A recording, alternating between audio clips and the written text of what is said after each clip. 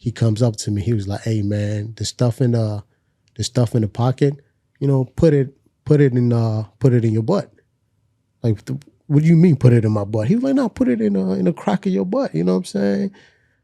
And I'm like, "My guy, what are you talking about? You on some Diddy stuff right now, my guy?" Like, "Nah, bro, ain't nothing going up there." Wow. So he was like, "No, don't put it up there. Just, don't leave it in your pocket just in case, something happens." And I'm thinking to myself, like, "Nah, bro, this is not what I'm trying to subscribe to, bro." Like, "Nah, ain't nothing, I'm not putting nothing in my ass, nah." So I reached to open up, but I just cracked the door just to see who it is. Mm-hmm. And as soon as I cracked the door, I couldn't see anybody. All I saw was a flashlight and the barrel of a gun. Mm-hmm. So I was scared. So I tried to shut the door. But the moment I tried to shut the door, the door wasn't shutting. They push it. They pushed it. Ooh. So I'm like, oh, snap. I'm thinking about a gun. So I turned around to run, and there was a guy, and the person that had the gun held me by my hoodie and just yanked me down. Got to jail. When they took me back to general population, they put me in a cell with a I think he was homeless or something like that. But a lot of people knew him. That was my cell buddy. And a lot of people don't last with him in a cell. They don't last with him. But people started looking at me and smiling. And I was like, why are they smiling? Like, why is people looking at me and smiling and like they were laughing at me? So I didn't understand that. Later, I got to understand that they weren't laughing at me. They were laughing at the fact that who my cell buddy was. And after moving in that cell with him for about a week, the second week, I started to see why people were laughing. Why? Dude. And this guy never comes out. During the day, he never comes out. At nighttime, he's active. When everybody's asleep, he's active. So I remember this one time, I was on the top bunk because he was there before me and he was at the bottom bunk and he's a bit older. He loves Biggie. He always raps Biggie songs and things like that. I remember one night he was rapping his song, then he stopped and I started hearing him breathe heavily. I'm like, yo, what's going on? And I turned around, this guy was butt ass naked, doing jumping jacks, working out. Wow. So in my head, I'm like, yo, this guy's gonna take my butt. So I told myself, if I'm able to get out of here, I will never be in this position ever again. Yeah. And I stuck to that. But I also was locked up right after too. So you were still locked up? Why were you locked up again, man? Dude, man, PG County, man, PG County.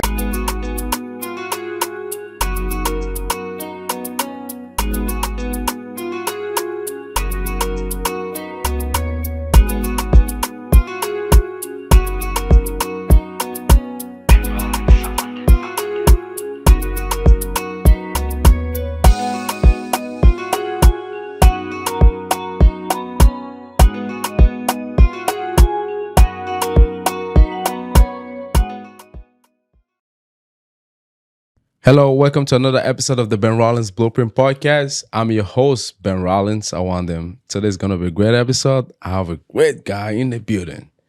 Ladies and gentlemen, please welcome the one and only 7-0 student of life, Mr. Felix Abredum. Did I say that right, my brother? You got it right. You just forgot the future cowboy part. Oh, the future cowboy. Don't bother. I'm going to come to your ranch one day, bro. Right on. How you doing today? I'm good. I'm enjoying the process, but I'm good. Yeah, man. I'm so glad that you had the opportunity to come to the podcast today. It's a pleasure to have you, my brother. And so far, how is life going? Or how is life treating you? Life is good. I can't complain. It's a journey. Yeah. I'm still learning. Every step of the way, I'm learning it, and then I'm just, taking it a step at a time. So I'm good. I'm trying to be like you, actually. I was trying to be like me, man. One day I'm gonna be like you instead. Okay, brother. Like I know you got Nigerian parents, and coming to America as a kid is always tough. So can you just walk us through that experience and what you really saw and your parents taught you? Yes, of course. I immigrated to this country with my parents. My mom and my sister at the time. When we came here, we landed in Baltimore. Yeah. I did not like Baltimore. I hated America. Why? And it wasn't because of anything going on socially or just, politically. It was a 11-year-old kid that is moving to a whole new country that we've all want to come to, but what they don't tell you is how cold it is. So I came here with a t-shirt, in November 1st. Dang. So I came here, we landed in Baltimore.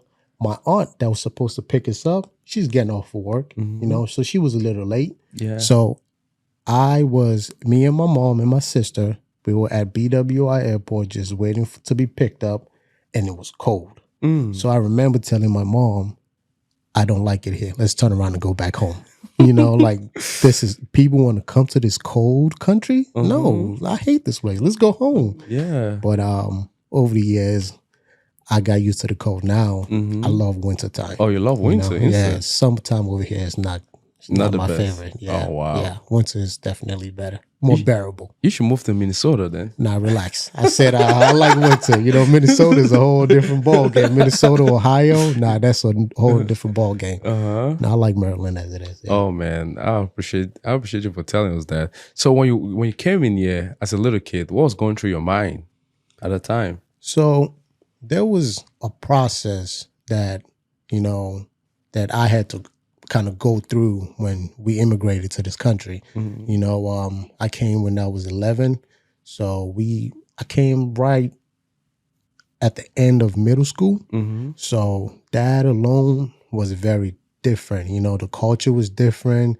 The way I spoke was different. With an accent. Oh man, it was thick. You're like, you know what I'm saying? Where's this guy from? And I was dark-skinned dude, you know what I'm saying? There was jokes about that too, man. Dude, people call me Midnight. They call me all types of Dark Raider, you know what I'm saying? Oh, yeah. I got into a lot of fight too about my skin complexion, yeah. And, but over the time, it's just different cultures and different people, when you were young, a lot of people have that, the African booty scratcher thing going on, you know. But I didn't take none of that and BS from people. I fought a lot in grade school. Oh wow! And my thing was, I wouldn't let anybody disrespect me. So when people would call me names, I didn't know how to kind of how to make a rebuttal to whatever. You grow up, people are joning on you. I was not somebody that knew how to joan back or make jokes of people back when they joke with me. So what I would normally do is when that happened, my number one reaction is to slap them. Oh, yeah. So one-on-one with a couple of guys, I would slap them. We'd get into a fight. I won a lot of my fights, but later there was consequences to that.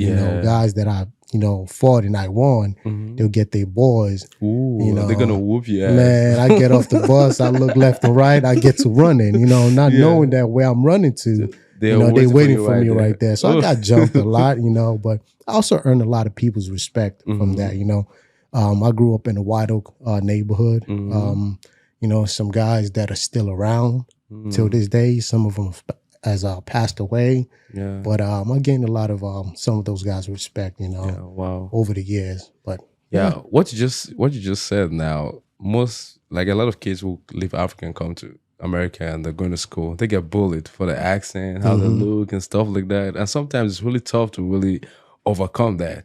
So when you're going through that fighting and everything, how did you finally overcome that situation? Or you just fought your way through?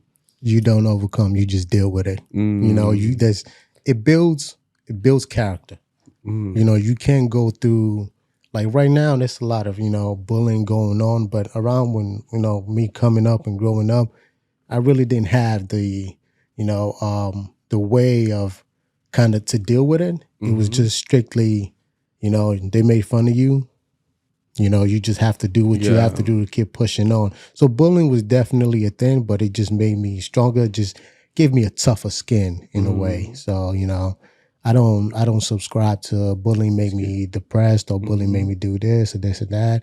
It just builds character. Not everybody isn't like that, but what can you do? But did you ever try to fit in though? What do you mean? Like try to fit into that's a culture. good question. Dude. At a young age, I realized fitting in was not something I wanted to do. I tried it, talking back to teachers was a way for me to think I was cool. But then when I talked back to teachers, I would go home and they would tell my mom what I did. And man, ass whooping. Man, you dude, already know. Ass whooping, man. At the time, I'm like, yo, this is child abuse. But child abuse, but you're causing your child abuse, you know what I'm saying? So I try to fit in, but, I quickly learned that fitting in was not my thing. And from there, I just kind of knew growing up, I don't want to fit in. I want to be my own person. You know what I mean? And I remember a situation, like I was in around the neighborhood in White Oak, saw a couple of guys just hanging around by the basketball court. And I'm hanging out with them, and they were just not doing anything. And I'm like, so this is what you guys do all day? Just stand around here and do nothing? Yeah. They was like, yeah, that's what we do, so we hang around. I'm like, nah, bro, if we ain't throwing the football, we ain't playing basketball, we ain't doing none of that, count me out. So fitting in growing up was not something that I was really into. I just kind of marched to my own drums, I was big into sports, so I just kind of find the group that was into sports, and I just went with it, and So what sport were you partaking? I want to say basketball, but I'm not really good at basketball, but but Why football not and soccer. No, football and soccer. Really? Yeah, even in high school, I was the kicker for a certain period of time. Oh, wow. Yeah, dude, my high school career, I wish it was a lot better if I understand the game of American football, because I think I had the athletic ability, but I just didn't know how the game was played. But it was just fun hanging out with the guys in the locker room back in high school. That's main reason why I even stayed on the football team, just the camaraderie with the guys. Oh, wow. Yeah, but yeah. So you really had that team spirit in you. Oh man, the best place to be is when you're playing sports, in my opinion, is the football locker room. Yeah, the locker room. Dude, the football locker room is so funny. It's good time. It's good time. I can't imagine what the locker room in the pros or in college is like. But in high school, oh yeah, it was some good times. So before the game, how does everyone kind of like prime your mind for the game? Well, in high school, you know who you're playing, you know what you have to do, you know how to, get ready.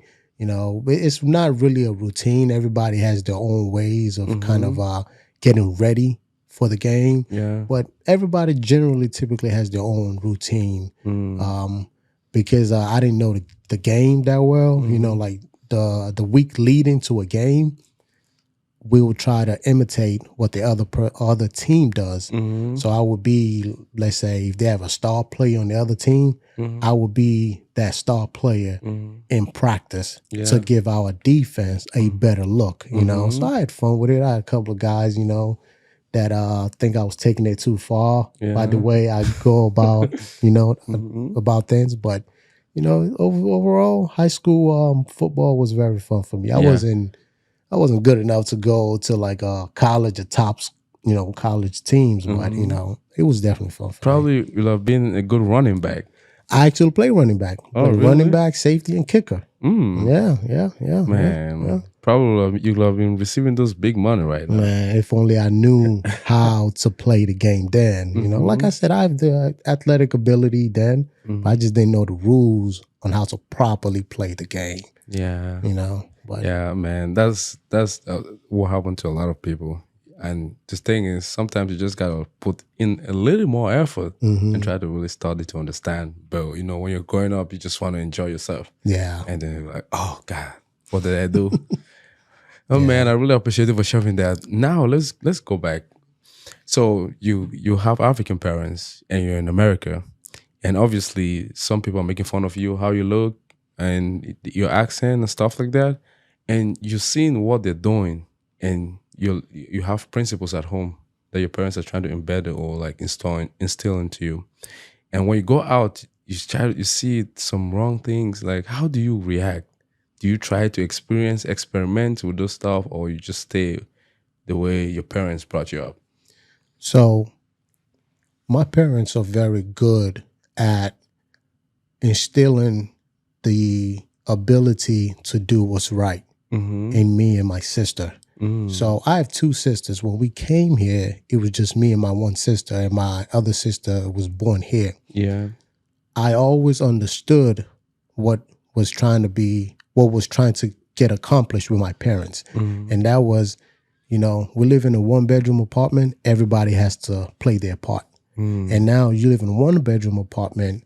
You have a newborn. So I have to contribute. And I was lucky enough to have parents where they didn't need me to go work outside. They would teach us the value of contributing by asking us to do tasks around the house, babysitting, making sure the house is clean. My mom, although she wouldn't say this, but growing up, she had this, rule of, you're not going to get an allowance for doing what you're supposed to do. I'm not paying you to clean the dishes. I'm not paying you to watch your brothers and to watch your sisters. I'm not paying you to take out the trash. If you don't take out the trash, you're gonna meet Mr. Bell or Mr. Belt. You're gonna meet, you know what I'm saying? So you're gonna get some ass. You're gonna get your butt whooped. You know. So by them teaching us how to do that, and in African household, you can't just speak to your parents anyhow. Who born you? Man, my mom, I brought you in this world, I'll take you out. You know what I'm saying? So with that, the way they, trained us, we just automatically knew that we have to contribute. And by doing that, we were able to learn life skills. So when we go out there, we know how to behave, what to do, how to respect our elders. So, down the line, growing up, after like high school or right in high school, or let's say a little after high school, I started, growing some hair on my chest, so I started talking back a little bit, and she let me know who she was. My mom was very high energy lady, I remember many times, like straight out of graduating high school, when I would talk back to her, man, she would drop what she's doing and grab me by my shirt and like pick me up, And dude, I was 185 and graduating high school. My mom, she was not 185, but she would use all her might to jack me up. Like, boy, I don't care how tall you think or how strong you think you are. I'm still your mother, you know. Man. So, over time, we butted head. She kind of showed me the door. Sometime I'll come back, get into it again, and out the door I go. So when she send you out or send you away, and you come back, what does that teach you though? Oh man, dude, I learned so much, and I'm still learning. At the time, I wasn't learning. I was learning, but I wasn't retaining. I was just treating it as, it's just life. I get kicked out. Okay, 2-3 months, hang around with some friends, I'll be back. And then I go back, me getting kicked out was not really about disrespect or anything. It was always a conflict about what was expected of me. In a Nigerian household, education is number one. Top notch. All African household. Yeah. I'm only Nigerian, so I can only speak about Nigeria, but all African, you know what I'm saying? Education is number one. So I will always butt head on the expectation of education. And that was the main source of me getting put out. If you're not gonna go to college, if you're not gonna, do anything with yourself, you gotta get out of my house. Straight up. I pay the bills here, man. Right. Get out. Get out. Yeah, man. Yeah, but I learned, a few times she kicked me out, hung around with some friends. I have a really a really good friend. He's more of a brother to me. Mm-hmm. He took me in. Him and his family, they took me in. Hell, I even moved to Ohio with him. Wow. Yeah, I moved to Ohio with him. And I love his mom, man. Shout out to Auntie Haja, man. Wow. She's a beautiful lady, man. She's so kind. Mm-hmm. She took me in. I lived with her in Ohio for a few months, Mm-hmm. you know. Then my boy decided to go to school, you know, go to college, you know, because this is right after college. Mm-hmm. And here I am. I'm like, okay, I don't want to go to college. Mm-hmm. And I can't keep going back home to keep fighting with my mom about not going to college. I want to get a job. But she's like, no, education. Go get your education. But I didn't know what I wanted to do. Mm-hmm. So I'm trying to tell her, like, hey, I don't mind going to college. Yeah, but I don't know what I want to do. I don't know what I want to do. Yeah. So it was a time like I even decided that, you know, I go to the route, go to Montgomery College, you know, try to fake it. Like, oh yeah, I'm interested in college. I want to be a psychologist. I want to do this. Doctor. I want to be a doctor. I want to be a nurse because my mom is a nurse. She has a master's in nursing. Oh yeah, I want to be a nurse like you. And she would tell me, yeah, you make a good money. I was not interested in none of that. I didn't want to do none of that. But you know, my boy, he went away to college, and I decided, you know what? I'm not gonna go home. I am just gonna hang around with one of my other friends. He's also from a good friend of mine from Liberia. So was hanging around him, and that's where I got into a lot of trouble. Oh, and that's when I started. Bad one. Yeah, you know, he wasn't really a bad one. He was also learning life, but at the time, we were in bad company, but we didn't know it was bad company. Yeah, you know, we didn't tell anybody who were hanging around, but it was bad company. But so I was living with him for a few, and he was also in like trade school trying to learn how to do automotive and stuff like that. So whenever he'll go to school, I'll be at his house chilling. And got to a point, you know, he met somebody in school, like a guy, like cool friend of his. Yeah. And you know, he introduced me to him, and later I found out that guy, he's not like super famous, but he's an actor. He was in The Wire. There was a show in Baltimore in The Wire. Yeah, I know you've heard of it. about it. Yeah. So he was one of the actors. He had a permanent recurring role in The Wire. So he was getting paid pretty good, you know, as you know.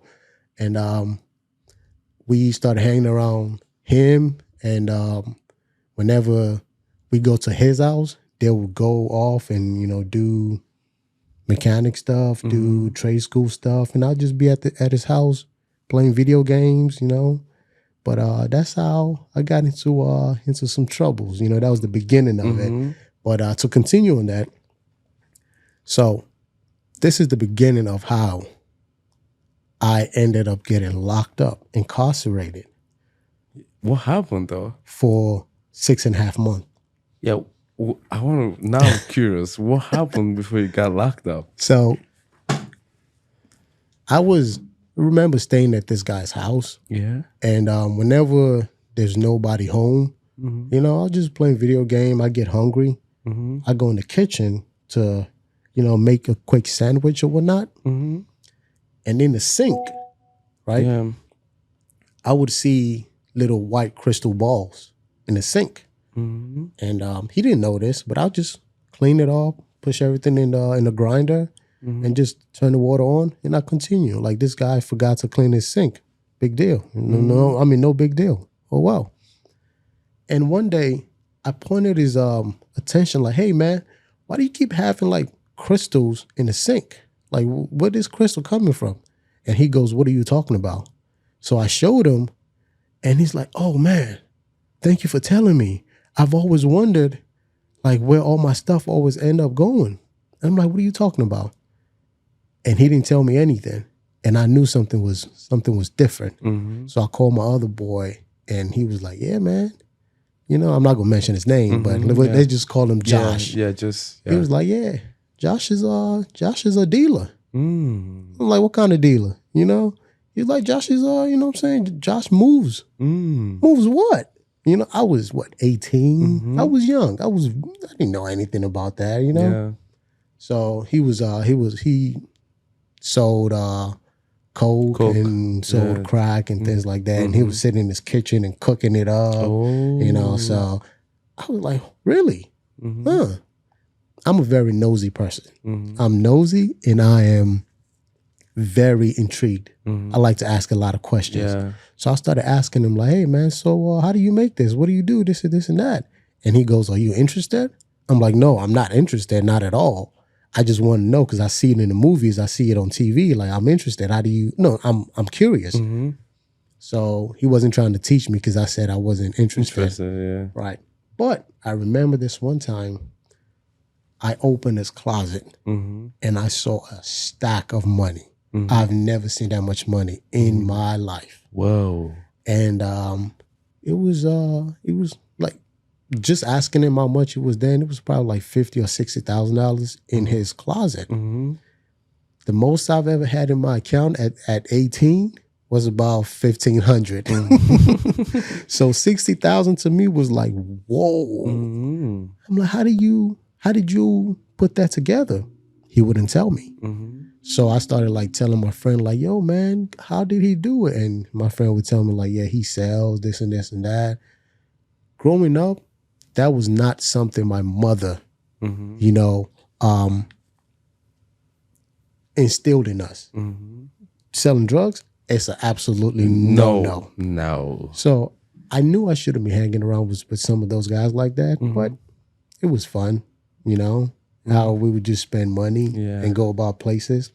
So to speed things up, it was he had a girlfriend that was in Southern Maryland, and we would always tag along to her house. And I remember this one night, he asked me, he said, hey, listen, we're going to go to that girl's house. They're having a party over there.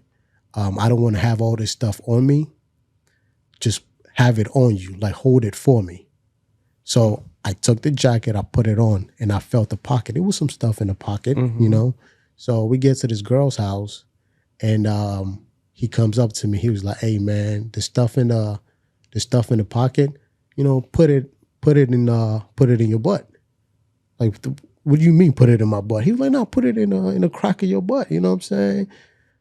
And I'm like, my guy, what are you talking about? You on some Diddy stuff right now, my guy? Like, nah, bro, ain't nothing going up there. Wow. So he was like, no, don't put it up there. Just, don't leave it in your pocket just in case, something happens. And I'm thinking to myself, like, nah, bro, this is not what I'm trying to subscribe to, bro. Like, nah, ain't nothing, nah, I'm not putting nothing in my ass. Nah, I'm not doing that. So I told him, like, yeah, I'll do it. You know what I'm saying? So, just in case somebody run in the house at the party and try to rob us, and they pat us down, or police pat us down, you know what I'm saying? They don't find anything. So I was like, yeah, just to shut him up. I didn't do it. I left it in that jacket pocket. So we went to the party, and after it was supposed to be a party, but it was like a few guys just in the house. So while we were at the house, they were upstairs, and I started hearing arguments. Like, things get thrown around, they yelling at each other, and we just looking at each other like, when my other friend is there with us, we just looked at each other like, yeah, that's none of our concern, just let them be. They always get into argument, they always figured it out. Just let them be. So we stayed downstairs, and she comes down and she says, I have to run to the store. I'm like, okay, why are you telling us you have to run to the store? So she left. She walked through the kitchen and she left. 20 minutes later, or 30 minutes later, I should say, there was a knock on the door. And the door doesn't have a peephole. And I'm like, okay, who is it?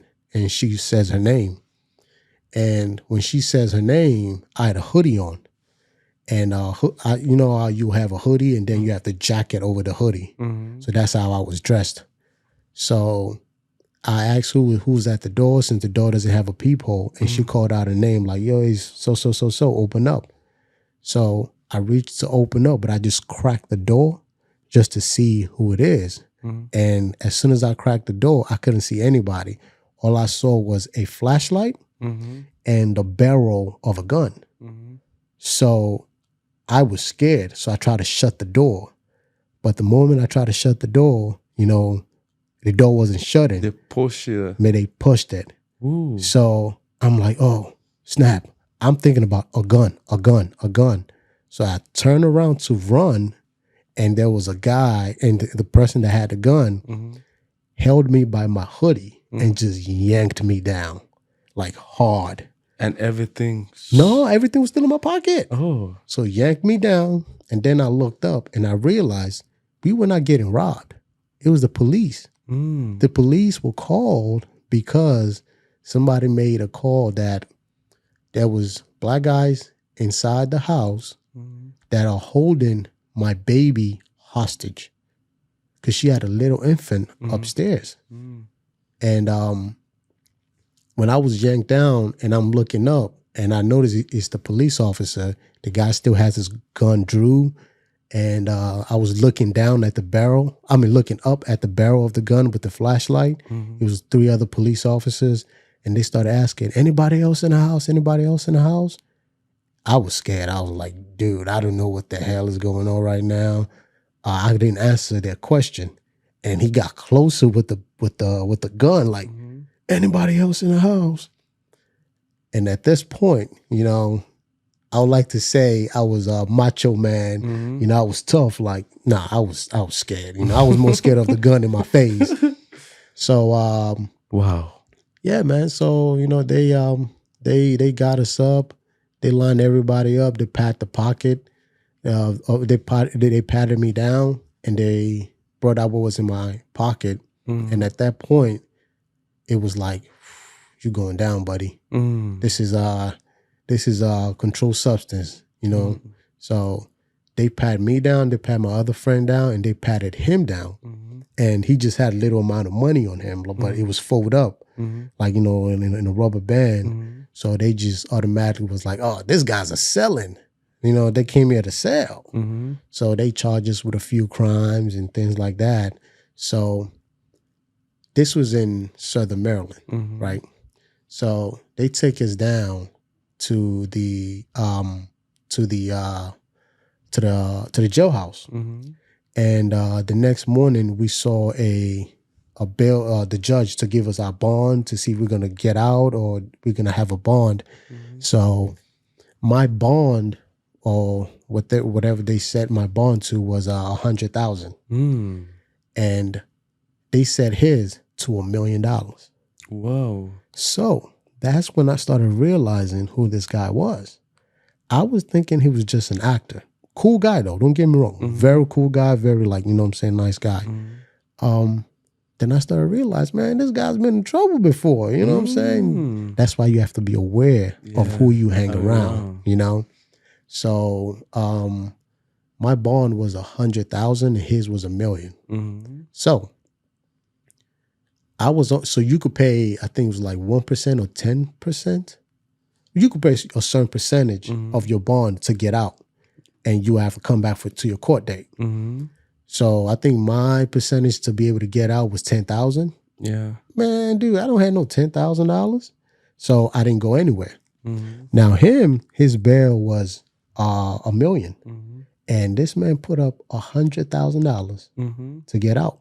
Wow. And he told me, he said, look, I'm going to come back and get you. I promise you I'm going to come back and get you. 2 months go by. Nothing. 3 months, nothing. I'm like, okay.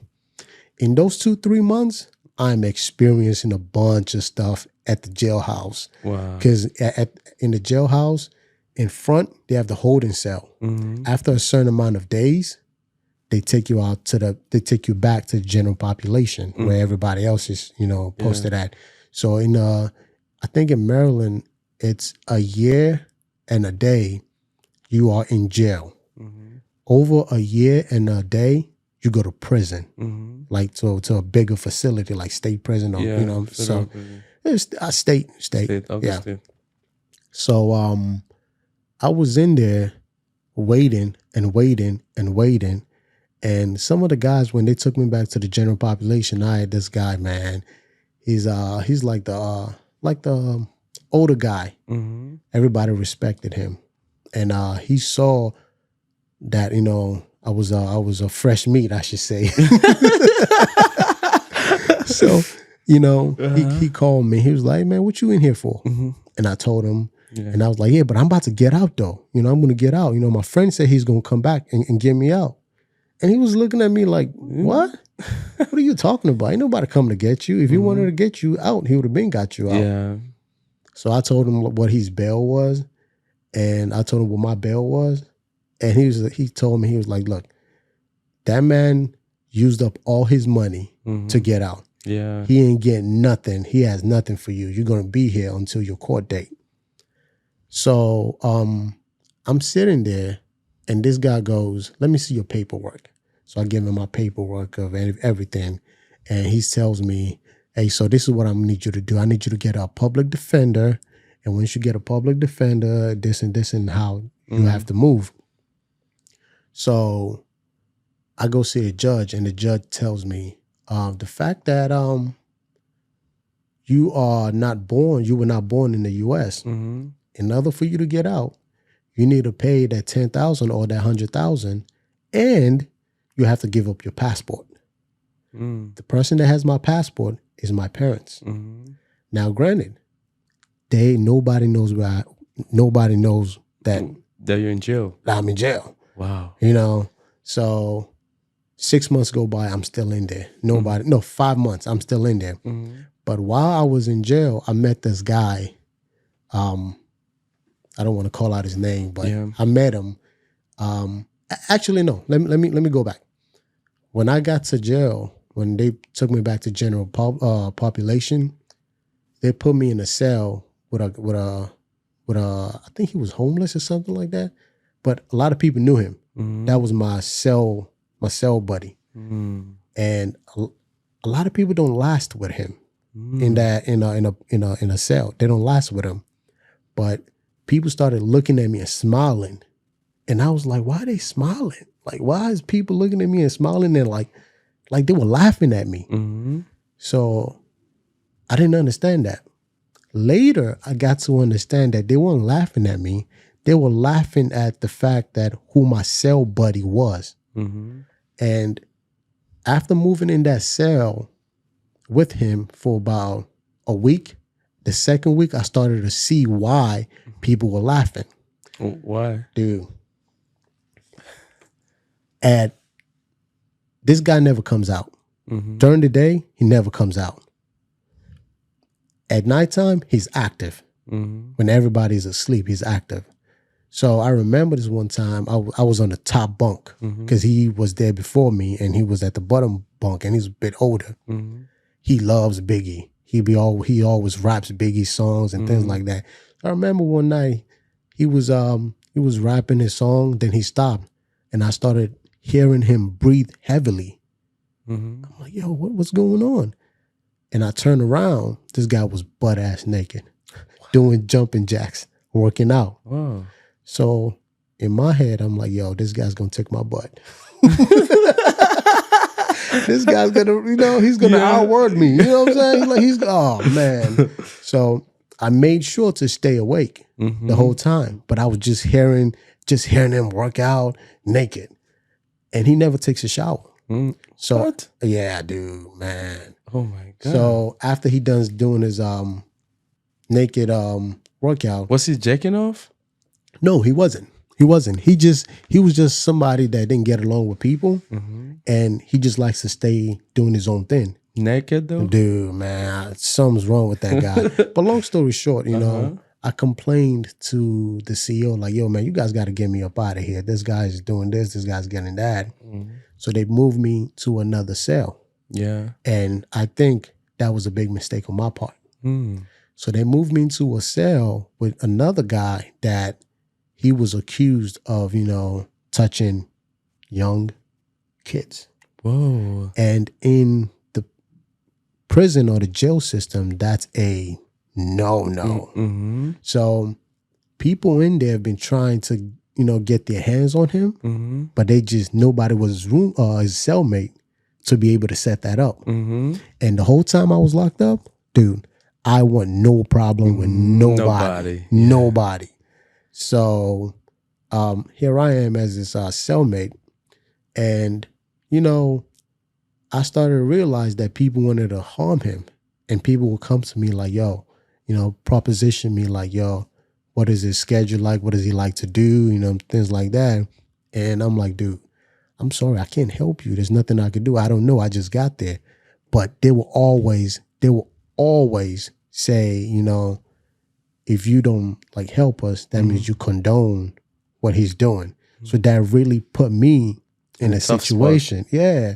So I talked to the older guy in there. I'm like, look, it's my first time in here. I don't want to be here longer than I need to. I don't want to help you guys set up anything. And the older guy goes, don't worry about it. I'll take care of it. So that was that. Mm-hmm. So it was, I think it was like 2 months. No, like a month after I was in there. Yeah. This is all happened in a month time. Mm-hmm. So I went to court. Now, this, for everybody that's been locked up before, right? Yeah. I think a lot of people can testify to this. Being in jail is not scary. Mm-hmm. Going to court to find out your faith is scary. Oh my God. It's because now your life is in the hands of a judge. Yeah. So if that's the case, you have to be on your best behavior when you go in front of a judge in a courtroom. Mm-hmm. And I remember specifically this guy. So they put us in a van. Yeah.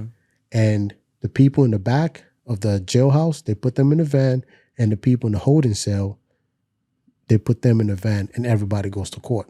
Yeah. So in the van, I meet a guy. The guy is, he came from another prison. Mm-hmm. He's doing a life sentence. Whoa. And he's going back to court because he assaulted a female correction officer. Oh my goodness. Yeah. So I'm in there with him. He's behind me, and there's another guy in front of me, and a bunch of other people in front of him. So they give us our numbers on how they're going to call us. Mm-hmm. So one of the CO that was driving us to the courthouse, he stops the truck and he says, listen, if you guys want a lighter sentence, or if you guys want things to go well for you guys, mm-hmm. right, do not get the judge mad. Mm-hmm. If somebody's in front of you, right, whoever's in front of you, make sure, you let them know not to get the judge mad. Because if somebody in front of you gets the judge mad, mm-hmm. and now you go in front of the judge, the judge is going to take that out on you. Mm-hmm. So the CO telling us that, everybody was like, all right, cool. Everybody be on your best behavior. Mm-hmm. The guy in front of me, they picked him up on I think it was like on a Wednesday. I don't remember what, but they picked him up mm-hmm. for a DUI. Whoa. Okay. We get to the courtroom. Mm-hmm. A bunch of people went in front of him, and when it was his turn, this guy goes in front of the judge. They read out all his offense. The judge goes, Mr. So and so. It seems like you haven't learned your lesson. This is your 5th time back with a DUI in a span of 6 months. Whoa. So it's clear that you have no intentions of learning your lesson. Mm-hmm. So what we're going to do is we're going to give you, I think they said, we're going to hold you for like 9 months. Mm-hmm. Since you cannot stop getting DUIs. And the guy started cursing at the judge. And I'm the next person up to see the judge. And at that point, I'm like, I want to go home, mm-hmm. Because the judge can either say, we're going to hold you more, or we're going to let you out. Mm-hmm. You just got to come back for your court date. Yeah. So this guy started cursing at the judge. And I'm looking at this guy like, bro, why are you doing this to me, bro? Yeah, I'm next. Whoa. So he started cursing at the judge, started yelling at the judge. Mm-hmm. And every time he would curse and yell at the judge would add more more months to Choice. his. So Yeah. it goes from 9 months to 10 months to 11 months to 12. And when he got to 12, right? This guy said, I remember what he said. He said, stop being a B word. You know, you out here showing your ass. Why don't you add 30 more days to that? And the judge goes, you know what? You're right. 30 more days. So this guy ended up getting 13 months. Wow. Originally, he was going to get 9 months, Yeah. right? Now he has 13. So after the judge gave him that 13 months, his whole attitude changed. And he goes, thank you, Your Honor. And he walks away. I was like, bro, What? I'm getting 50 years. Maybe he needed time. Dude, I'm going to tell you why he did it because he explained it to me. Why? So I get in front of the judge. The judge was lenient on me, but he was like, yeah, I'm not going to let you out though, but you have to go back. So I'm mad about that. Yeah. And then I asked him like, yo, what's up, man? Why did you do that? And this guy, he was like, look, I'm a pro at this. You know, you guys are in county jail, right? If the judge sentenced you to a year, you have to serve a whole year in county jail. But if the judge sentenced you to a year or over a year, they have to take you to like a state prison. And when you get to state prison, you have more freedom. And if your crime is it's not a violent crime, you only serve a small percentage of your sentence. So the guy ended up like getting out in 2 months. Wow. So if he had stayed at the county at that 9 months, he would have served the whole 9 months. You know, and then he said, in 2 months, I'll be out. At the time, I was like, man, I don't want to be here anymore. This guy's pros at this, you know. So you try to do the same thing? No, man. I try to find a way to get out as much as I can. But you know, so I met some people like that. You know, I got to experience a bunch of stuff, and you know, after like 5 months, my mom, she knew something wasn't right. So she started asking around. Some of my friends was like, nah, this guy's not picking up his phone. What's going on? So my mom, she was like, you know what? I'm going to file a missing person, you know, case. Because, you know, although I was beefing with her, she knew that I would always call to check in once in a while, but then I haven't called to check in at all. So because she lived in Montgomery County. So she calls Montgomery County and tells them, yeah, I'm trying to file a missing person, this and this and that. So based on what I was told, they typed in my name and they was like, man, your son is not missing. He's in jail. Your son is in jail in Allegheny County. Yeah, he's there. And my mom was like, never. If he goes to jail, he likes to fight. Maybe he was fighting, you know, with somebody and he got thrown in jail. And the police officer was like, nah. He's been charged with you know, possession of cocaine, possession of crack, intent to sell. So he's facing some long time. But my mom was like, never. That would never be my son. That's not the boy I raised, you know. But come to find out, that was what the case was. So they came to see me. Man, dude, I've never seen my mom so disappointed in me. She was crying, but she was just disappointed. Oh my God. That sucks, man. You know, so they sent me money because that whole 5 months, man, I had to eat jail food. I wasn't getting any. It sucks. Yeah. Powdered eggs. Yeah. But long story short, so I was able to get out after 6 months, but in that 6 months, I'll say for that 5 months or so, nobody knew where I was, and I was just in there by myself. You know, I learned a lot in that 5 months, you know. Then once I got out, that's when I started really building my life, you know. That's when I started, you know. When I was in there, jail is a place where it can guide you into the right path, or it could accelerate your demise. You know, so you have to make what is best for you when you're in jail, or when you're in that situation, not just when you're in jail, when you are in a situation like that.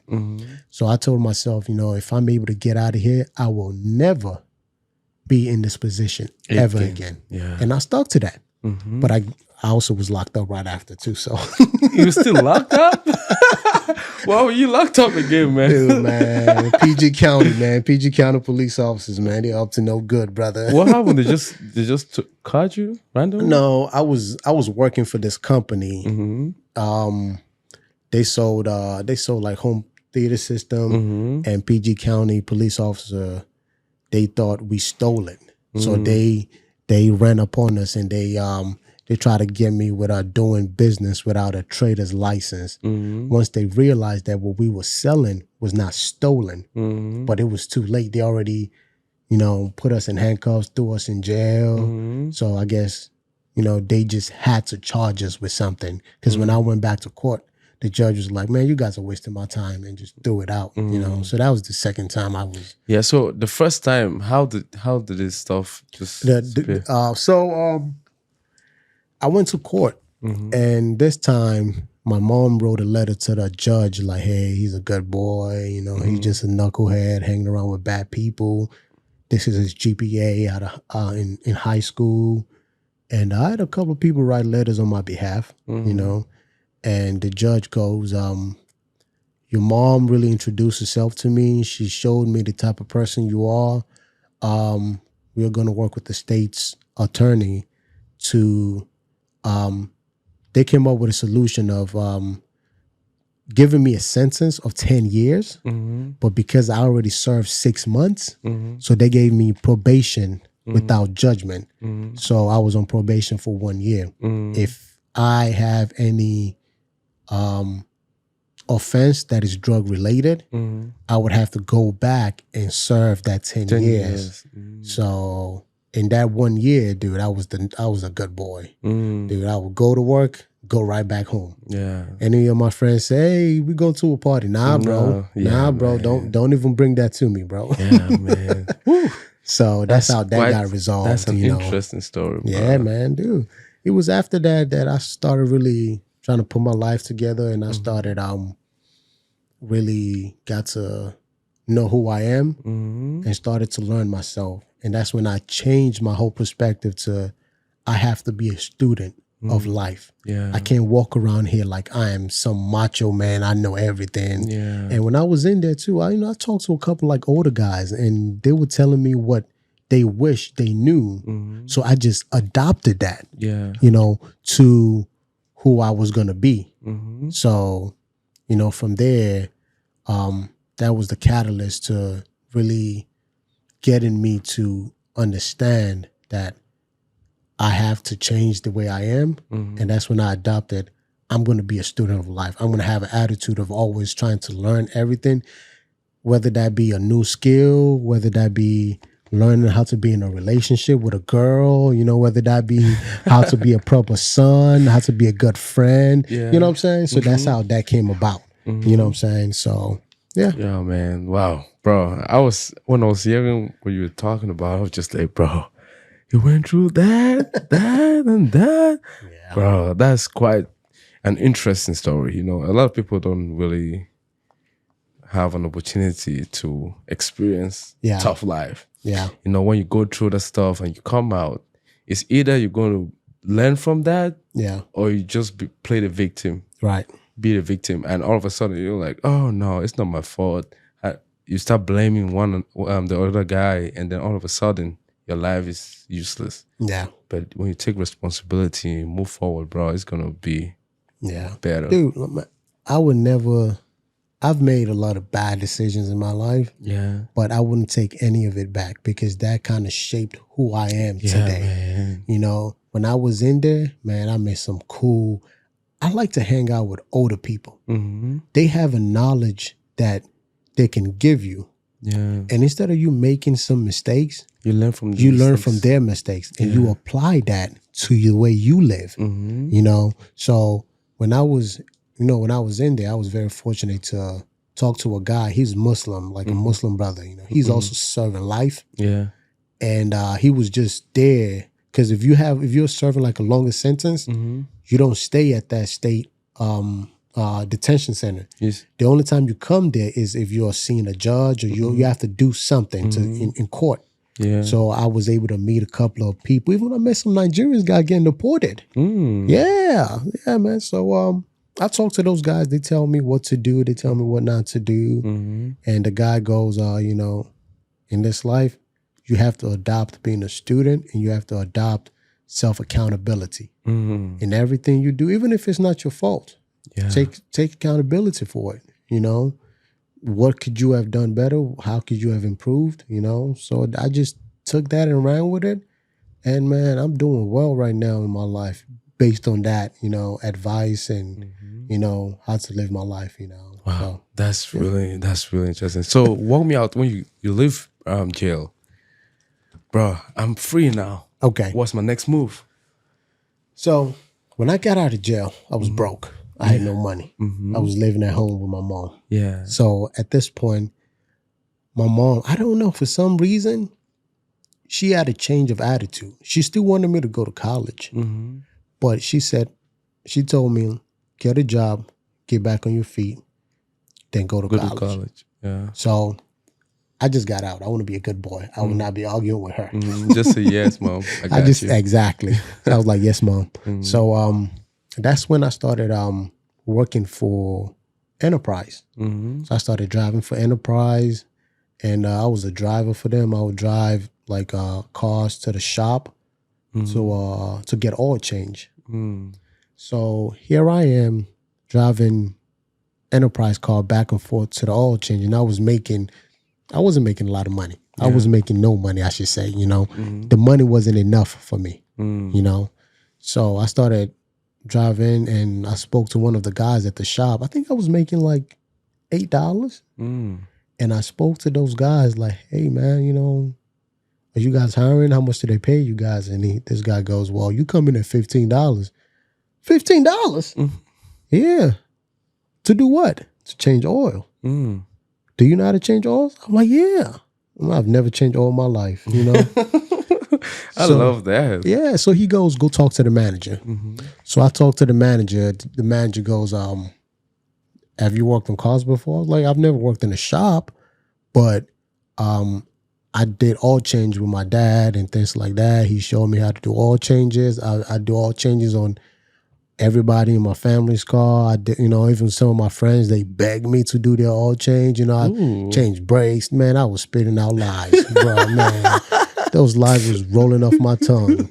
And he goes, oh, really? I'm like, yeah. He said, well, come back tomorrow and show me what you can do. So I was like, of course, absolutely.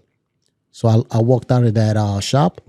As soon as I walked out of that shop, I was like, man, you are the dumbest person in the world. You just lied to that man about knowing how to work on cars. You've never changed anything in your life. I said, come tomorrow. Dude, and I have to go back tomorrow and show him how to do it. Yeah. So I went home, got on YouTube.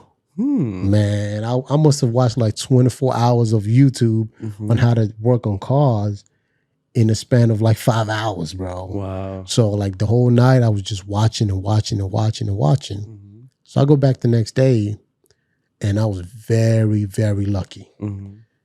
He had a Toyota Camry on the lift, and he goes, I know you don't have any tools, but change that oil.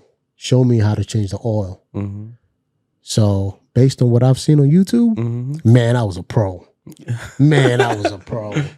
I was telling him all parts of the cars, you know what I'm saying? In just that few hours that I cram in my brain. So I was pointing to it like, yeah, this is where you drop the oil. This is the filter. This is this and that. This is how you refill it. And for some reason, I think he knew I was bullshitting. So he saw your determination. He saw my determination. Yeah. So he put me on a Range Rover. Range Rover, underneath it, there's a cover that covers the underside of the truck. Yeah. So he said, how do you do oil change on this? Because he knew I was just, you know. Bullshit. Dude, I looked under that car. Bro, I don't know none of this stuff, bro. What the hell is this? This didn't come up on the YouTube video. you know. So he was like, you know what to do, right? I was like, sir, I'm sorry. I've never worked on this car before. I don't like this type of car, blah, blah, blah. You know, off the rip. So he said, you know what? I know it's a different model, but I could bring you as an apprentice. Are you going to be okay with that? You know, I was trying to be tough. I'm like, apprentice? How much does it pay? And he goes, $15. I'm like, man, dude, man. I'm currently making $15 the way I'm at right now. Can you do a little bit more? He said, okay. How about I'll start you off at $17? Dang. I'm like, okay, that works. Man. You got some good negotiation skill, bro. No, I was just bullshitting. Man. Dude, I walked out of that shop. Man, I got on the bus on that metro. Man, I was smiling because this was in Bethesda. I was smiling from Bethesda to Silver Spring. Wow. I go from $8 to $17. Oh man, I'm rich. Yeah. I'm rich. Man, what? So I started over there. That's how I actually got into the mechanic trade. I worked there for about a year. And while I was over there, I had an attitude of always learning. You know, the thing about me is I always want to learn with everything I do. Yeah. You know, so I had that attitude. I started watching other guys do other jobs, transmission job. I started jumping into the transmission job. And whenever, this was Sears Automotive in Bethesda before they got rid of it.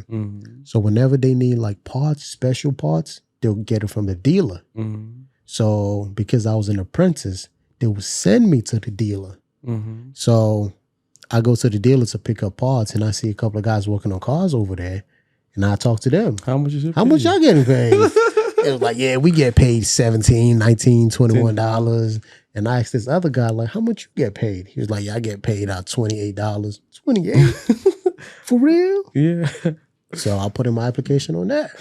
You know, I slid in my application. Yeah. And I went over there, started doing oil changes, started learning how to properly work on cars. And I worked there for about 4 to 5 years. You know, I climbed up over the years, you know. Then from there, I moved on to working on diesel engines. And from working on diesel engines, like working on tractor trailers and things like that. And same story goes. Everywhere I go, I always ask them how much you make. I go to the tractor guys, how much you make? They're like, yeah, I make $35. 35? You put in your application? Man, they ask you, do you have experience? Yeah, my dad owned a tractor trailer. my dad don't even drive no tractor trailer, you know? But I put in my application and just kind of go from there. And that's how I really just kind of gradually elevate. I even went to a boat shop where they fix boats and jumped into that too, you know? So that's how I started the trade, you know? And how do you like it so far? Bro, if I have a message to anybody listening to this or any young man or anybody that's trying to do something better for their life, I will tell them, learn a trade. Yeah. Learning a trade will save your life. Learning a trade will make you wealthier than somebody who went to a 4-year college. And honestly, bro, you know, when we graduate high school, they tell us go to college. They try to force college on us.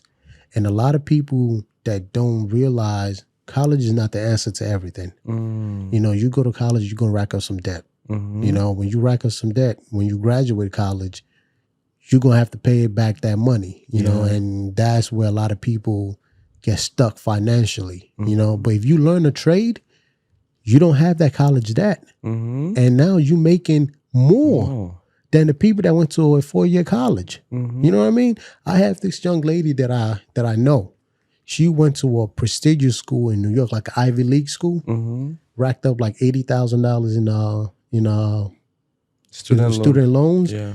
And she went for a BS degree, which is a bullshit degree in dancing. Huh? Yeah, dude. She went to an Ivy League school to learn how to dance.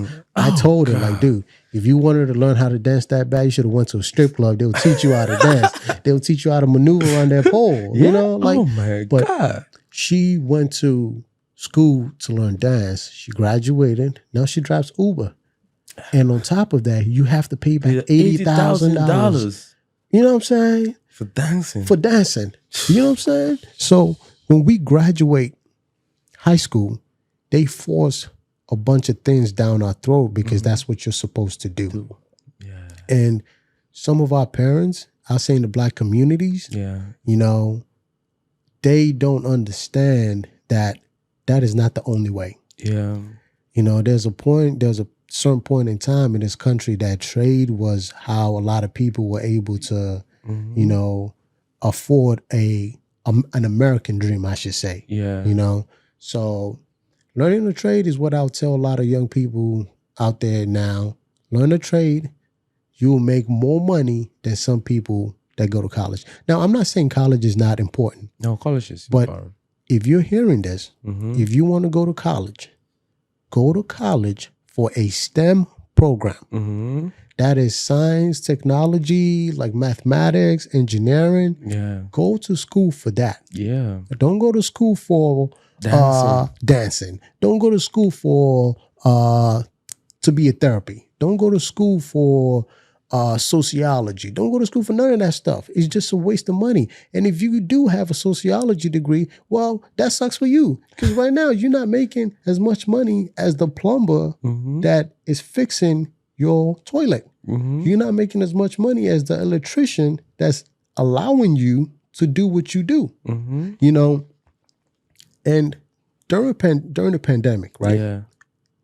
They had that essential worker. Yeah, essential worker. A lot of people realized they were not essential to the society. Yeah. You know what I mean? So it was only a few people that were able to work during the pandemic that were truly the people that were essential. And they'll keep the society moving.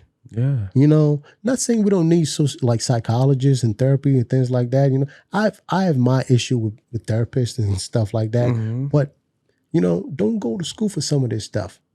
Go to school, right, for a STEM program. If you want to be a doctor, absolutely. I want my doctor to go. Yeah, exactly. Yeah, I want my doctor to be able to, you know, have at least 10 years of schooling. You know, I don't want a guy like myself that says, yeah, oh, I learned how to be a doctor on YouTube. Oh, nah, buddy, you're going to die. You know what I'm saying?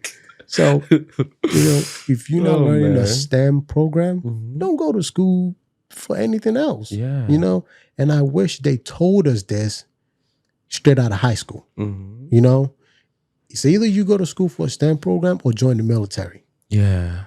You know, because the military, they have this thing in the military, like they tell you, I wasn't in the military, by the way, I was not. Yeah. They have this military, they tell you that you have to learn a skill to contribute to the military society. Yeah. And that skill typically is a trade. Yeah. You know? So the same rule applies. Don't go to school for something that is not going to earn you money. And I hate when I got this advice a lot coming out of high school. Follow your passion. If you are listening to this, do not follow your passion. Your passion is not going to get you rich. You know? But the thing is, some people kind of make passion like something you like. I think for me, passion should be something that you're willing to die for. Yeah. Okay. I see. Okay. So someone might like something and say, oh, I'm passionate for this. Right. But they don't really know what passion is. Right. Passion means you're willing to die for this thing. Are you really willing to die for that thing? Then that's how I define it. Really? Yeah. I define passion as something that brings you joy.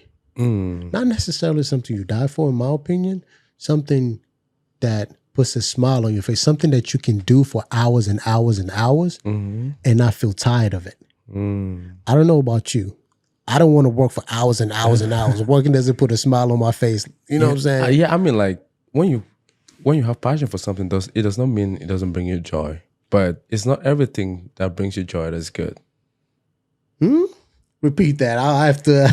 It's not everything that brings you joy that is good for you. That's true. You might be comfortable, but that comfort does not mean that, oh, this is the right thing for you. Okay. So you have to try to differentiate it. And you might be passionate for something. There's some things about that thing that you're passionate about that you don't like. Okay. It's not everything about the stuff that you're going to like. Okay. So you got to try to find a balance. Okay. See, I can understand that. where I'm coming at this is, when a lot of young kids Yeah. graduate, they tell them follow your passion, Passion. to find something you're passionate about. But I think that's wrong. Yeah. I think it should be get a high paying profession so that can fund your passion. Yeah. I'm gonna give you an example. Around the DMV, Yeah. we have a lot of good rappers. Mm-hmm. We have a lot of talented rappers, and I know some of them. Yeah. But they will never make it out of the DMV simply because they follow that logic of I'm passionate about music and I'm going to do music.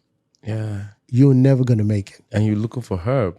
You have to get a job, work that job, make money from that job, and use that money to fund your music career, which is your passion. Yeah, that's true. So growing up out of coming out of high school, they tell us follow your passion. Yeah. No, like that girl, they told her follow your passion. She went to school For dancing. for dance. That was her passion. Oof. Now she's twirling around, opening the doors for people in the Uber. So they give her, 80,000 in debt, bro. right.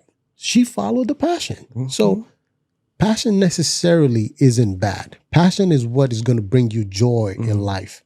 Passion is what is going to bring, fulfillment. But that notion of follow your passion so you can be wealthy is not true.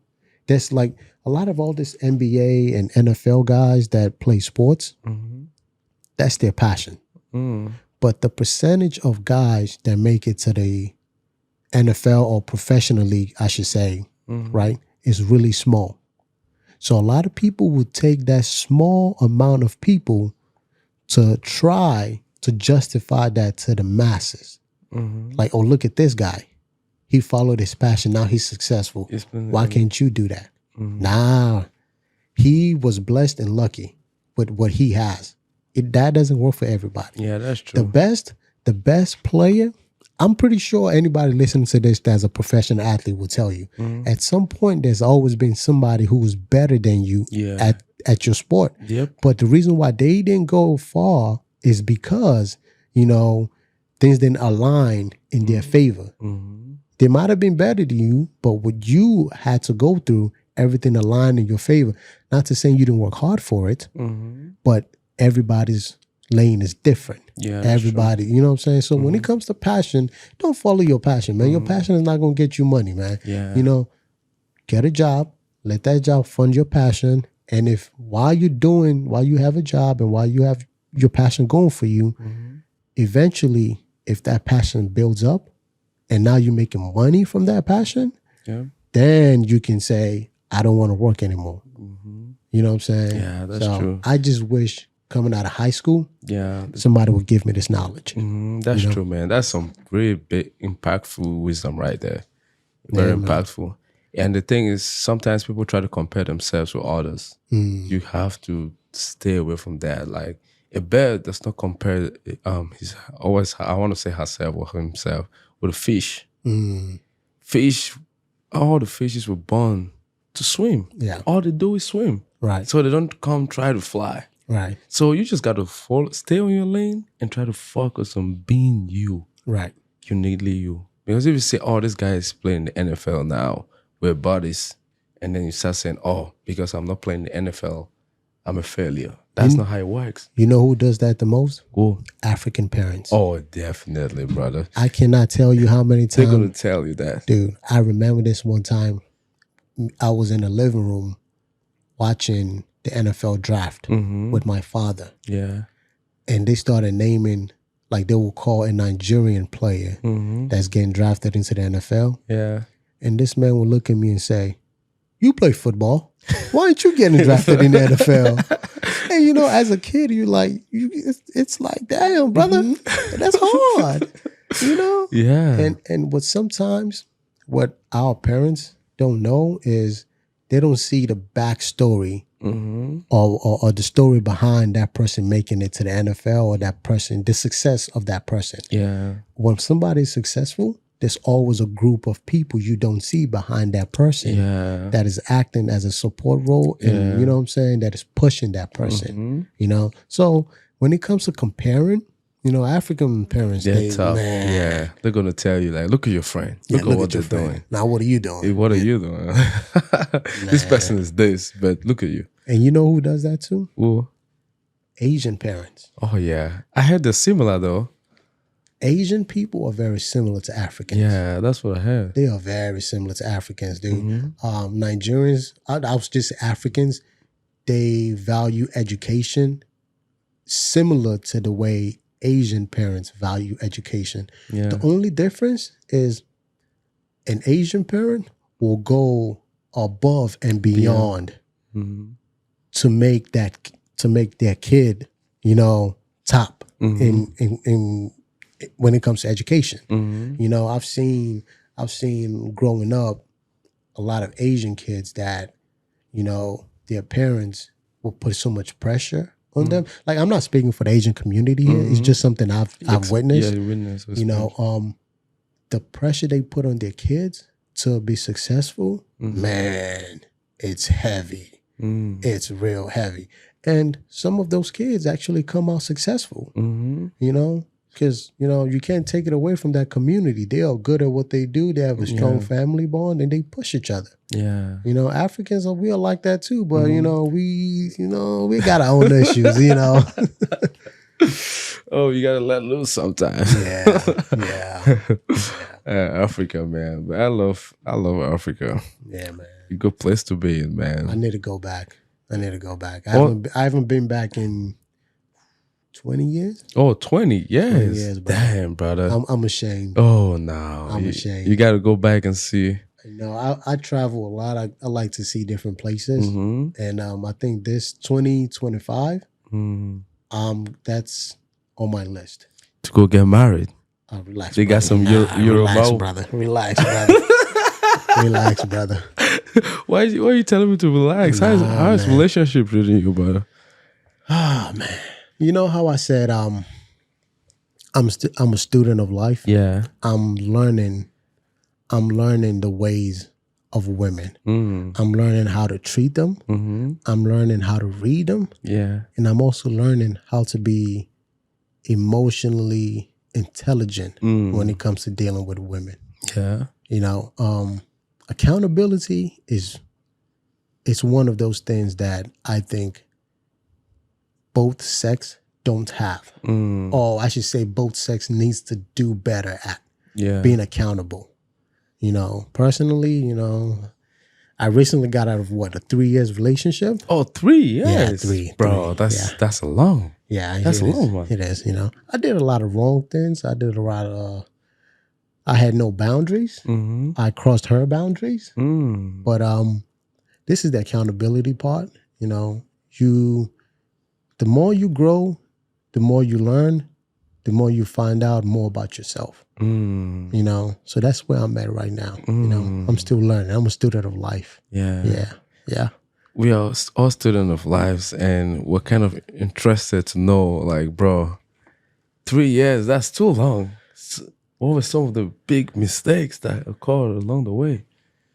So I'll say this. When it comes to being in a relationship, people have to understand that you are not just in a relationship. You are responsible for the other person's emotional state of being. Like you have that responsibility of the other person's emotion. And I would say in my previous, you know, relation, that's something that I really didn't understand. You know, there's some things that when it comes to boundary, I had none. There was a bunch of things that I was not okay with. And I just kind of kept quiet about it. Yeah. You know, I was wrong for that. I'm not going to blame somebody else.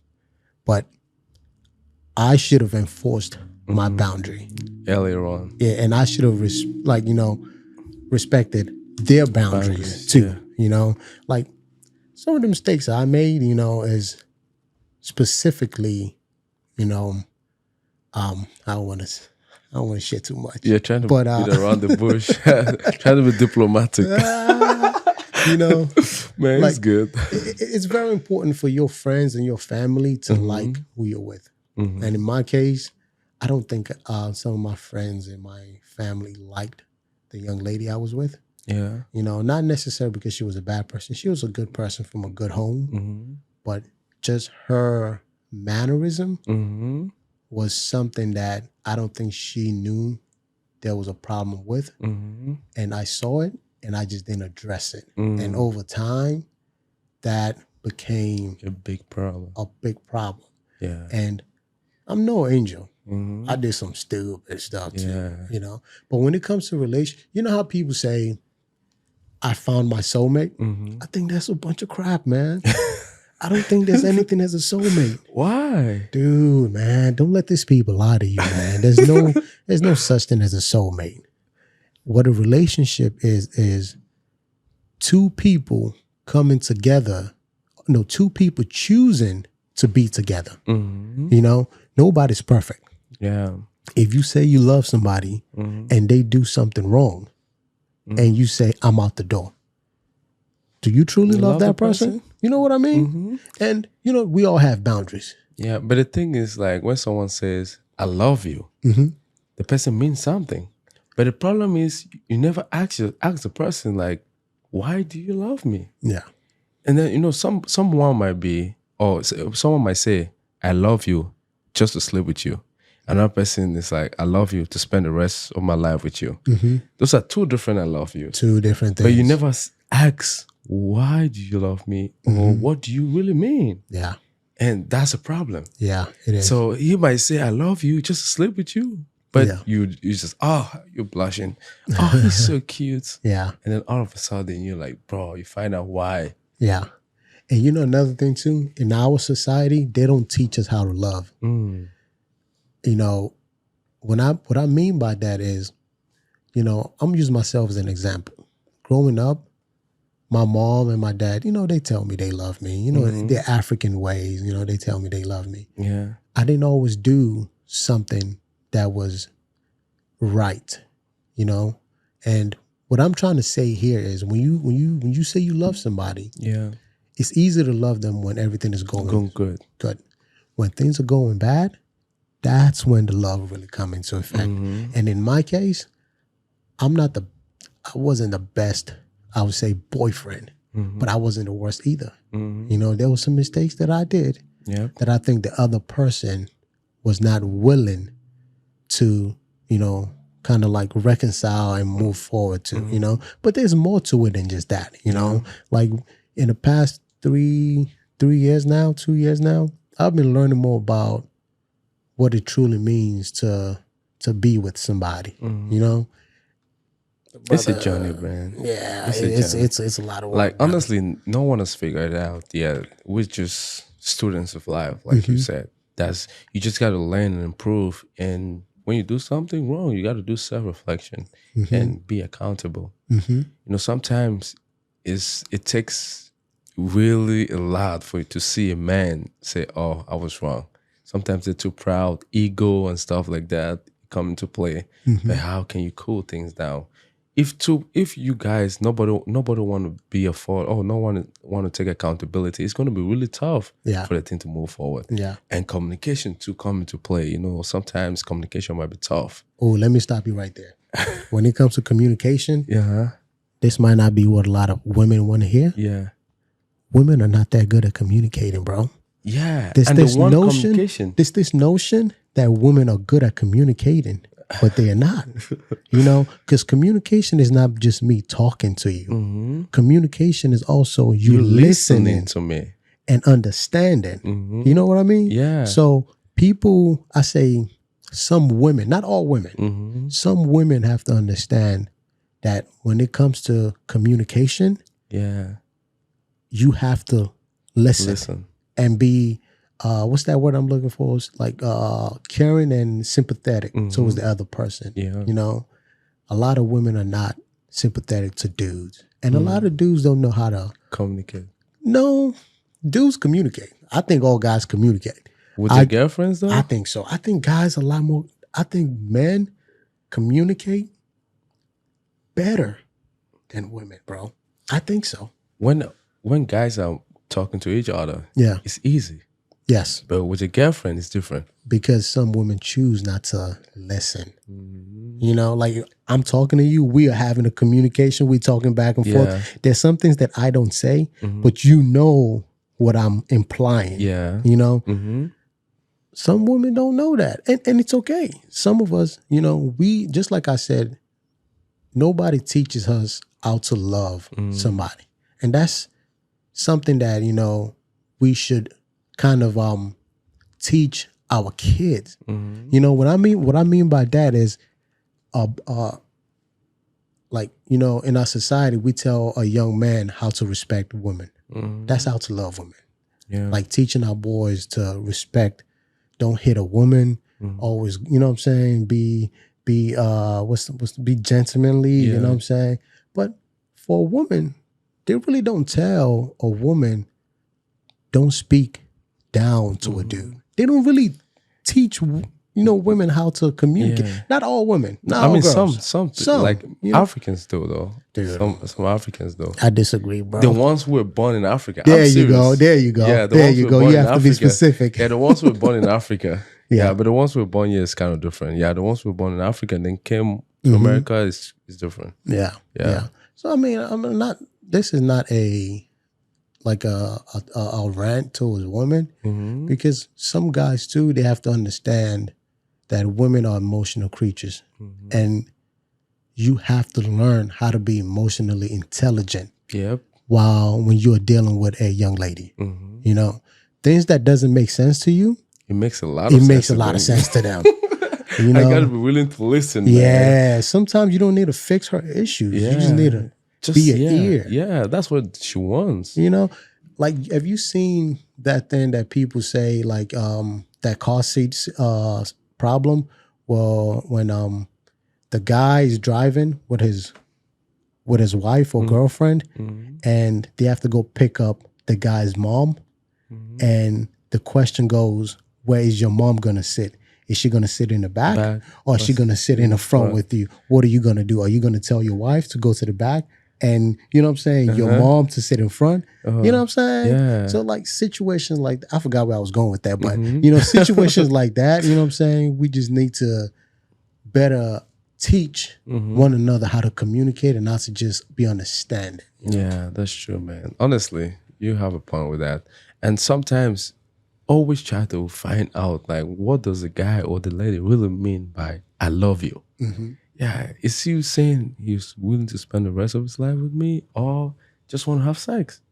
Yeah. Because people might just say, I love you, just want to have sex one night, and that's it. Yeah. But you have to try to understand. And according from my own understanding, when I see true love as something, like the person respect your values and is willing to help you achieve your dreams or goals in life. Okay. And like your personality. Okay. So you like the personality, respect your values, and you're willing to help them achieve the dreams in life. Well, you know, a woman's role when it comes to marriage, not just in our society, a woman's role in a relationship is to be the backbone of the family and also be a helpmate. Yep. You know, and right now we are getting that mixed up. You know, there's a lot of women out there that, you know, they are strong, independent women. But those strong, independent women don't make for a good girlfriend or wife. Yeah. You know, but we need those strong, independent women in our society, you know, but not necessarily in a relationship, you know, because the man's job, like the first thing a man, I'll say that I've noticed is to provide and protect. Protect, yeah. Right? I recently just learned is when they say provide and to protect. Protect means, you know, not just somebody looked at my girlfriend different, so I have to go protect her. Yeah. Or somebody said something to my girlfriend and I have to go protect her. Protection means protect her feelings, protect her emotion. Some girls or some women, they will come up to you like, they are trying to tell you that they don't like the way you are interacting with other people, or maybe they feel like their feelings is not, getting heard. It's not that she's telling you that, she doesn't want you, or she doesn't, you know what I'm saying? What she's trying to tell you is, hey, I want you to make me feel secure. I want you to make me feel safe. Yeah. And to us, we don't know that. You know what I'm saying? We don't know that. And so, that's a valid point. So protect your girl or your wife's, emotional state. Yeah. If she sees you with another girl, although you're not doing anything with the other woman, she feels she's a gonna certain be jealous. way. So it's protect normal. that feeling. Like, go up to her like, hey, Yeah. I chose you. Yeah, I don't want her. One and only. So, but for us guys, we're like, dude, I didn't do anything. I was just talking to her. It's like, we're just talking. It was just nothing. And that just escalates. Yeah, it's just like, then they start bringing up things that happened 5 years ago. They've been keeping notes. Man, women don't forget a lot of stuff. They got everything. You're like, okay, yes, that. Even if what she's saying has no merit, understand what's behind it. Yeah. She's feeling a certain way. Yeah. So as a man, try to protect that feeling. Try to go above and beyond to know that, hey, it's not like that. Yeah, man, you got some wisdom, brother. Yeah, he came with some very tough lessons. Yeah, man, you came with some wisdom today. I like that, bro. You know, man. In life, those are some of the things that keep you grounded. A good relationship, because if you have a relationship that is not really putting you towards the right direction, it's going to be tough. Yeah. To even make it in life. You can be smiling, making money, but when you go home and you're not at peace, it's a problem, man. It is. It's a problem. And you can't really do something valuable. Yeah, another point I also want to touch on is, as a guy or as a man, nobody teaches you how to be a man. You have to figure it out as you go. Yeah. And for me, that's what I'm also learning. And that's the beauty of it. Yeah, the journey. If I had to tell my younger self this, I'll give myself a list of do's and don't do. And some of those do's are: never pay a woman's bill that you are not married to.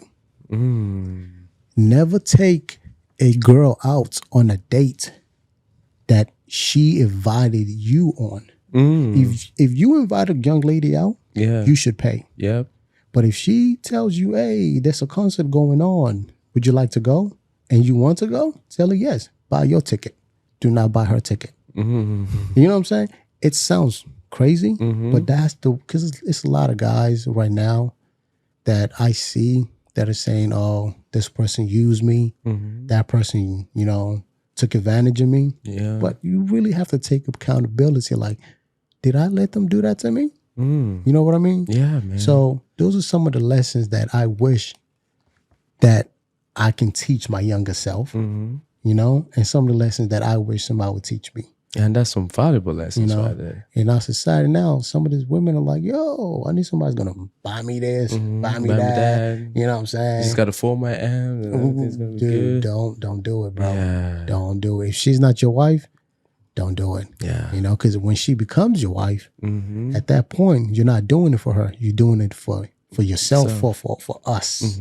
It becomes a us, But I'm not married yet. I don't know if I'm ever going to, but No, definitely you're going to get married.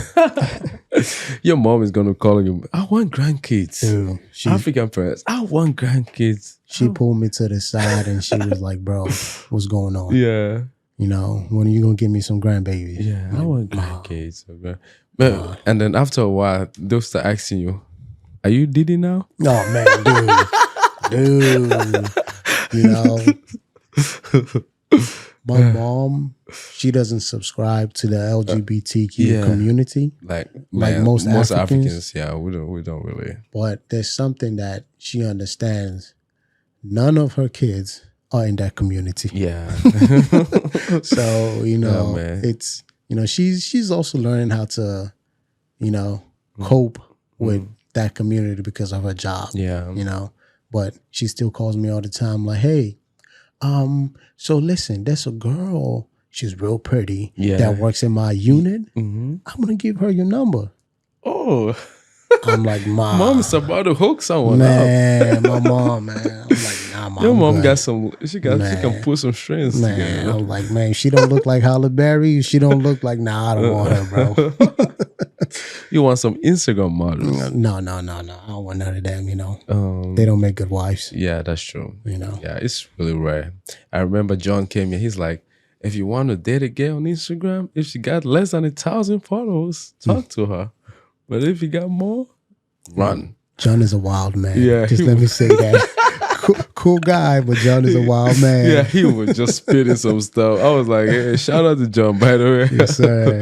Yeah, man. Oh, God. We've been talking. I just saw the time. I was like, bro, I can't believe it's only 5 o'clock. Yeah. Oh, wow. Wow, man. Gotta come back and do it again. Yeah, Part 2, part 3, part 4. It's been a really interesting conversation, but I got 2 more questions for you, though. So the first question, I know you've kind of touched a little bit on that already, but the first question is, if there was one experience that you could take away, just delete or minus from all your experiences in life, what would it be? I will not delete anything from my experience because I'm still growing. I'm still a young guy. In my experience, I've been in some really bad situations. Yeah. Some that are out of my control and some that I put myself in. Yeah. Personally, in terms of, finances, in terms of being in a relationship, I will not take any of that away. Yeah. It make the person that I am now. If I didn't go through some of that, I will not be or have this mentality and this knowledge that I have right now. So yeah, that's a good point, All those experiences shaped you to become a better version of yourself. Absolutely. And that's really important. Because I can see you spitting out wisdom, like left and right. I'm like, bro, it's loaded. Yeah, I got more, man. Yeah, man. And another question for you is this. If you were to give an advice to your 13-year-old self, what would it be? Oh, man. Let me bring out my long list of papers, do's and don't do's. Yeah. But I would say a few. I would tell my younger self to have the attitude of learning about everything. And also, I would tell my younger self to understand it's okay to do stuff alone. Yeah. You came in this world by yourself, unless you're twins. Even as a twins, you came in this world alone. You came one. Yeah. So you came into this world alone, you're going to die alone, Do not wait for anybody. Just go out there and do it. Kind of like what you were telling me before we started recording, how you just got to do it, like the Nike sign, just do it. Yeah. If I was to tell my younger self, my 13-year-old self is, man, be a student of life. And, it's okay to do stuff by yourself. And don't be scared. We need fear. If you're fearful of something that you want to do, that means you're doing the right thing. If you're always comfortable, you're not. No, you're not progressing. Comfort is the enemy to success. Yeah, and throw yourself out there. Throw yourself out there. Yep. 13-year-old Felix, dude, don't worry about the way you look. Don't worry about your skin complexion. Don't worry about the way you speak. Yep. Everybody has their own thing. Everybody speaks a certain way. Everybody just be out there. Go out there. Do what you're supposed to do. Yep. Don't worry about what other people think. That's what I'll tell my younger self. Yeah, man. And that's very important. So is there anything you want to say to my audience before I end the show today? Yes. All my brothers and people that are in a position, maybe you might be straight out of high school, or you are out of high school and you are doing a job, or you're in a profession that you are not, just keep going. And it's never too late to change. It's never too late. Yeah. And if you're in high school watching this, you don't have to go to college to be successful. Yeah. You can learn a trade. Learn a trade. If I had to go back in time, I'd be an electrician. Learn a trade.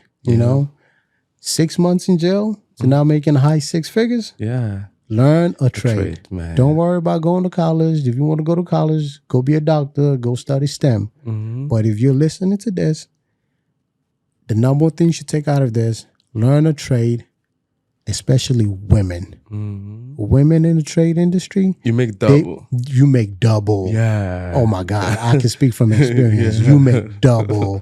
If you're a woman, definitely learn trade. Go be an electrician. Yeah. You make so It's much money. Yeah. You know, guys, oh God. And any woman listening to this, try to get in the male-dominated field. Yep. You're gonna make- excel. Man. Yeah, you excel. It's gonna come with some, some tough skin initiation, but you're gonna make some money. Yeah. Yeah. Oh man. Thank you very much for coming to the show today, brother. You've impacted us with a lot of wisdom. And I know we're gonna do more episodes in the future. And I want to see you start your own podcast. I will. So I'm gonna come down to West Virginia and see what's going on. I got a good mentor. You know what I'm saying? He's gonna help me through it. Okay, buddy. Thank you very much. Oh, guys, there you have it. Today's episode comes to an end. Unfortunately, it was quite a great one. So please do us a favor. Share this episode with your loved one and friends so they can hear this amazing, impactful wisdom. Don't be selfish, please. And if you're new to our channel, this is the Benrolins Blueprint. Please do us a favor. Just like the video and subscribe to our channel so you can be the first person to be notified when we drop any future episode. As always, I'm just your humble servant. I just want to thank you for everything you do and see you in the next episode. Benrolins Blueprint comes to an end. See you in the next episode. Bye-bye.